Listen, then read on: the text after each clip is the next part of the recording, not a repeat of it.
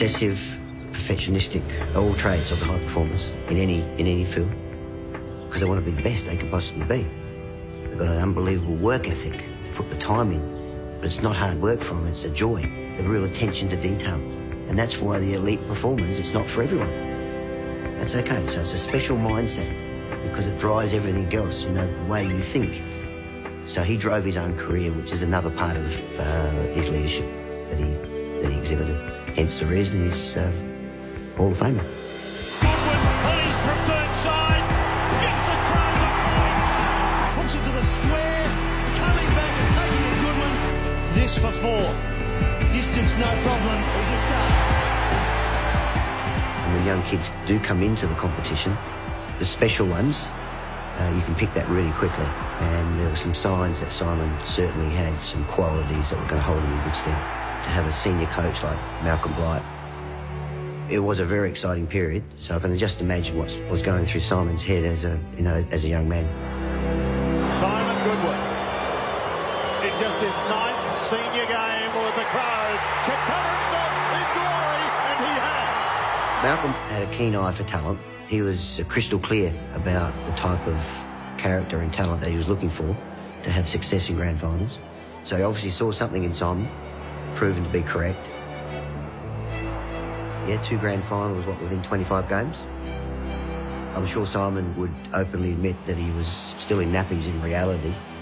Number 36, Simon Goodwin.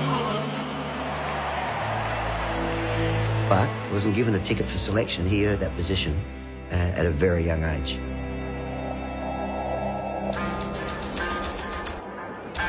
It was one of Simon's great strengths as a player was his capacity to play in a variety of positions. He was a dominant player up forward and was a dominant player in the midfield. Would go back to half-back and be a dominant player back there. Fantastic flexibility he had.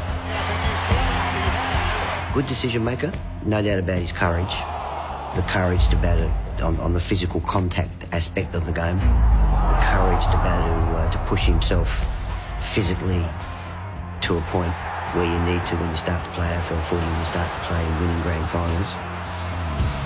Lucky 7 and a PB. Tony Modra, who? Who's Tony? Simon Goodwin. He had a passion. He had a passion and it glint in his eye that he wanted to be the best he could possibly be. And you could see that he really loved playing AFL footy and putting himself on show.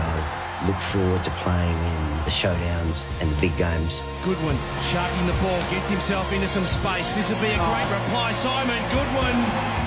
And then over the journey, of course, he developed an elite mindset.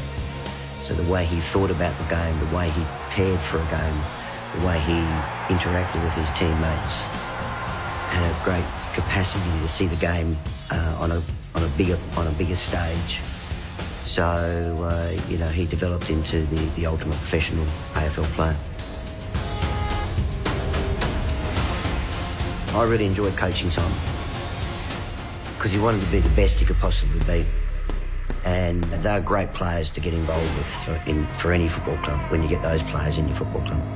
So it wasn't just his individual playing ability, which is a form of leadership in itself. Then his capacity to make players around him better players. Then his capacity to recognise a situation on the ground and to be able to take charge and get people organised. He developed more leaders inside the Adelaide Football Club, which is one of his great traits. Handles up to Goodwin, who can light up from 50, and Goodwin has kicked a magnificent goal. You just got to look at who's in the Hall of Fame in terms of the playing ranks. Just take Simon's record, put it next to it, and there'll be minimal conversation about whether he should or should not be in the Hall of Fame, so he's deserved it. If I've been able to have any impact on Simon's growth, you do sit back and say, keep going, Goody.